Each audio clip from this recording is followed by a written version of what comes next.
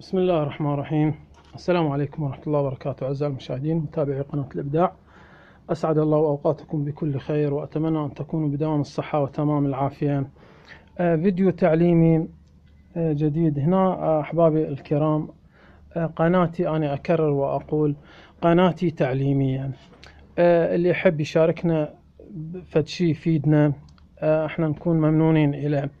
اللي أرجو من الأخوة يعني يكون مشاركاتهم يعني إيجابية فعالة نفيد بها الناس. فقناتي أنا للمبتدئين حقيقة، وبنفس الوقت لكل المشاهدين، فحياكم الله.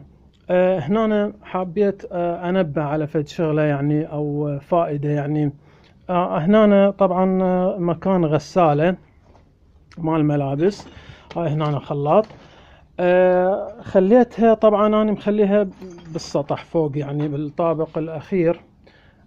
ليش خليتها هنا؟ لأنه دائما احنا بالنسبة هنا ببغداد طبعا بيوت كلش يعني صغيرة أو مكان ضيق كلش، فشوان يشرون ملابس دائما يشروها فوق.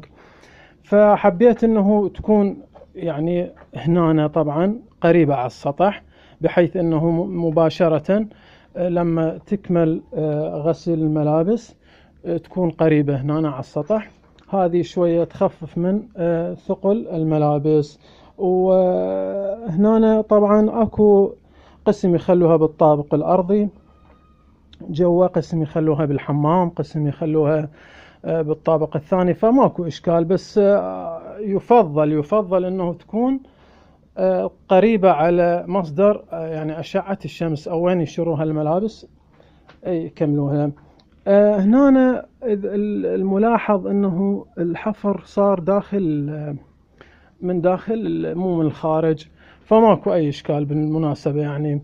وأنا أفضل دائما يكون الحفر من داخل مو من خارج، أولا للسهولة طبعا، ثانيا أيضا يبتعد عن أشعة الشمس ولو هو يتحمل الظروف الخارجية أيضا.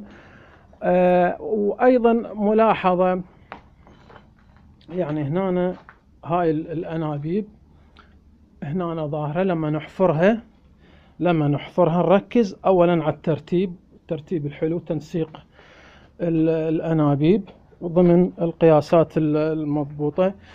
ثانيا أخفيها بالجدار داخل الجدار. ليش؟ هنا لما أي صاحب مهنة يشتغل سواء اسطار وبياض أو سيراميك، الأنابيب كلها تكون مخفية، فلازم انتبه لهاي الحالة. حاول تعتني أنت بشغلك، خلي شغلك يكون مرتب ودقيق ونظيف، لا تخلي واحد يجي يشتغل صاحب مهنة غير الصنف مالتك، يعني سواء بالسيراميك أو الاسطار أو لباخ أو غيره، هو يجي يشتغل أو يصلح وراك. لا، أنت اعتني وثبت. أنا هنا طبعا بالمناسبة أستخدم قفايس مالت كهرباء للسهولة، سهلة لما أريد أشلعها بسهولة تنشلع أشيلها، ولما أريد أرجعها أيضا بسهولة ترجع لمكانها للسهولة. ولا القفايز، هاي القفايز طبعا هذه لازم دريل ولازم برينة وهو ترهم، بس الأفضل هذه تكون أسرع. استخدم قفيز 25 ملم كهربائي أفضل وأسهل لك. هاي الملاحظات اللي حبيت أنه أنبهكم عليها، وإن شاء الله أي ملاحظات جديدة أي شيء إن شاء الله أفيدكم به.